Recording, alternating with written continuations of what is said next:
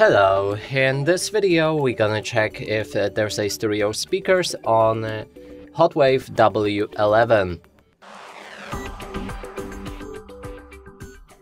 To do this, first we'll need to find all of the speakers on this device, and most of them are located on the back, I guess. So there's one speaker right here, another one is on top of the screen, and that's a phone call speaker right here. And I guess that's all of them. Yep, that's all of them. Now, to determine if they are stereo speakers, we'll need to play some music, cover each of the speakers with our fingers. If the sound is coming from the speaker on the back and the phone call speaker, that means this device does have these stereo speakers. Let's test it out.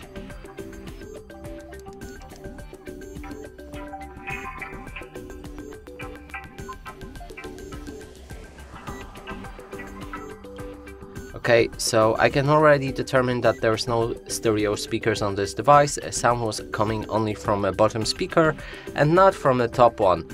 And that would mean this device doesn't have it. And that's it for this video. Hope you like it. Please consider subscribing to our channel, leave a like and a comment below.